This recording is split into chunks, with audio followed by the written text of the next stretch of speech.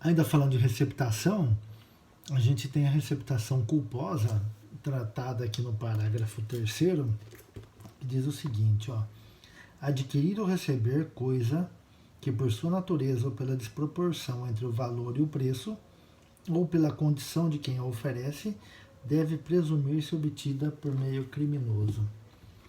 Veja interessante aqui que a gente tem aqui esse parágrafo 3º, aquele chamado tipo penal fechado. Por que tipo penal fechado? Porque dificilmente o legislador se manifesta dessa forma. Se a gente lembrar lá nos crimes de homicídio culposo, né, ele não vem dizendo que o que é homicídio culposo, né? Ele vem lá, tanto no homicídio quanto na lesão corporal, né? Então ele vem lá no homicídio, vem dizer assim, se o homicídio é culposo, parágrafo 3º, no 129 lá, acho que é parágrafo 6º, se não me engano, cadê que é? Se a lesão é culposa. Então, por quê? Ele nos remete lá à negligência, imperícia e imprudência, né? Aos elementos da culpa. Aqui, quando a gente fala tipo penal fechado, é porque o legislador, ele se manifesta, ele aponta expressamente como essa conduta se desenvolve. Então ele fala lá primeira situação, né? Pela natureza do objeto. O que quer dizer a natureza do objeto? Às vezes você vê um objeto que não era para estar sendo vendido ali, né? Então você você vai numa feira de carro usado na periferia, chega lá, tem um Corvette 0 km sendo vendido lá. Você falou, opa, isso aqui não era para estar aqui, né? Aqui é carro popular, não é para ver um carro desse aqui. Então a natureza do objeto era para te despertar a atenção de que alguma coisa está errada ali, né? Depois, na verdade, se a receptação culposa vem com aquela história lá, ó, fiz um negócio da China. Aliás, a receptação inteira pensa nisso, né? Não existe negócio da China, não. Né? Se você fez um negócio, você tinha que perceber, né? Na culposa principalmente, né? Desproporção entre o valor do mercado e o preço pago. A gente tem uma noção de quanto vale as coisas, né? É claro que todo mundo tem que ganhar e quem a lei da oferta e da procura, quem está precisando vender vai vender mais barato e quem não está precisando comprar, mas pode comprar, acaba comprando mais barato também, né? Acaba forçando com que o preço caia. Mas isso aí tem um limite. Isso tem um limite. Lembra lá na Constituição lá que vocês aprenderam agora, acho que estão aprendendo agora contratos, né? A função social do contrato, o desequilíbrio, ele não pode ser muito grande, porque se ele for muito grande, você tem que desconfiar. Você tem que desconfiar. E você não desconfiou achando que estava fazendo negócio da China, ou negócio das Arábias, ou ganhei meu dinheirão, não. Né? E você tem que desconfiar e não fazer esse negócio. Né? A condição do ofertante, né? A condição de quem oferece o produto.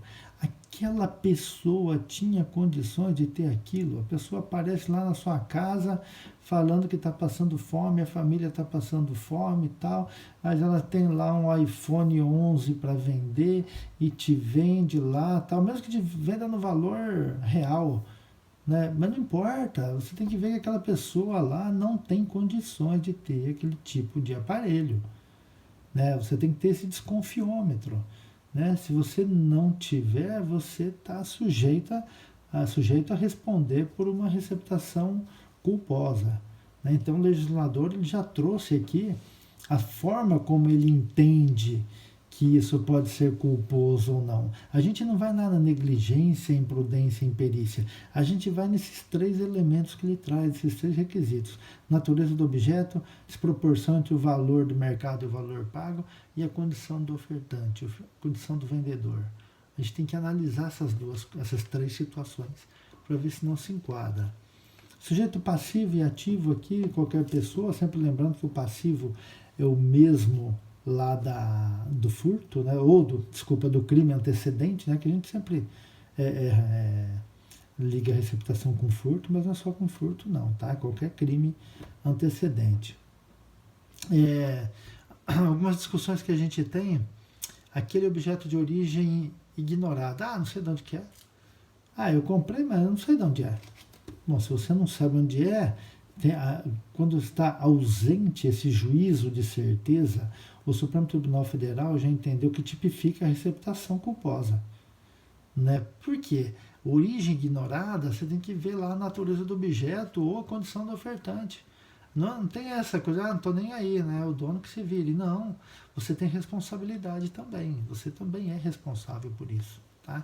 Esqueça que a Constituição Federal, ela, lá no artigo 144, lá, se não me engano, ela fala que a segurança pública é dever do Estado e de todos. E de todos. Então a gente tem responsabilidade também. Né? E não tem essa de falar, como é que eu vou saber? Não tem. Você tem que ser muito simplista, né? Simplório, para você não perceber nessas situações aqui. Né? E, geralmente a gente tem, né, a torpeza, né, em querer levar vantagem e ganhar, né, ali naquele preço lá. Né? Uma outra coisa também, quando houver dúvida. Eu não sei, eu estou em dúvida se é ou não. Né? Tem se entendido que no caso de dúvida, o fato passa a ser atípico. Né? Primeiro porque lá no CAPT você tem que saber que é produto de crime. Então lá está fora, você está com dúvida. Né? Segundo aqui, ó, ele te deixou em dúvida, pode ser como pode não ser. Né? Então, na verdade, ficou muito tênue, né, a figura da tipicidade com a atipicidade. Então, na dúvida, pelo princípio do favor rei, né, se decide pela atipicidade da conduta. O parágrafo 4º, nós já falamos lá que ele trata da autonomia, né, do crime de receptação, que ele não depende da punição do crime antecedente.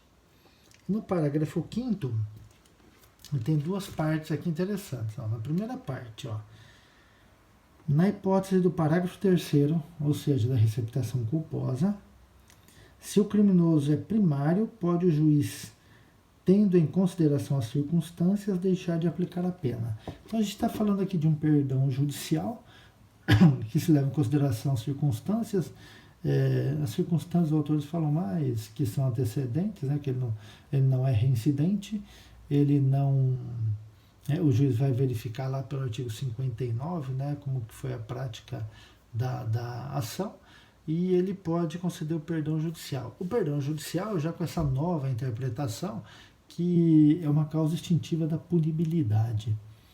Por quê? Porque antigamente, não muito tempo atrás, né, se entendia que o perdão judicial ele impedia a aplicação da pena. Ele extinguia a punibilidade, ou seja, ele não deixava punir a pena, mas ele mantinha a condenação. Então o juiz, ele analisava, havia prova da materialidade e prova da autoria, ele condenava, mas verificando as circunstâncias, ele deixava de aplicar a pena, ele perdoava o agente. Hoje essa ideia mudou. Por quê? Porque a gente tinha a seguinte situação, né? A sentença que concede o perdão judicial, ela era considerada uma sentença penal condenatória. E aí ela trazia como consequência os efeitos secundários da sentença, né? Como lá poderia ter na ação civil ex delito, que vocês vão estudar lá em processo penal. Né? Com essa nova visão, entendendo que o perdão judicial é causa extintiva da punibilidade, então se tem, né, que o perdão judicial ele leva à tipicidade da conduta, então ele não surte efeito nenhum. O juiz concede o perdão e não há efeito na sentença, nem primário nem secundário. A segunda parte, ela diz o seguinte, na receptação, vejam bem, a primeira parte é para receptação culposa, a segunda parte é para receptação dolosa. Na receptação dolosa, aplica-se o disposto no parágrafo 2º do artigo 155, só que aquele do furto privilegiado se aplica aqui também, e alguns autores chamam de receptação privilegiada. Tá? E o parágrafo 6º, tratando-se de bens e instalações do patrimônio da União, Estados, municípios, empresa concessionária de serviços públicos, sociedade de economia mista, a pena prevista no caput desse artigo aplica-se em dobro. Né?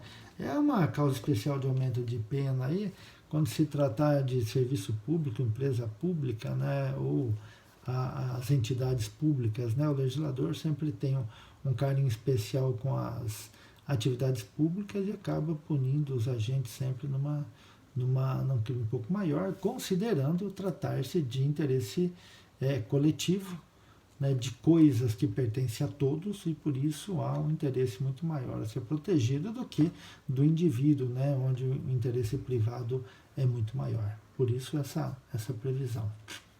Já encerramos.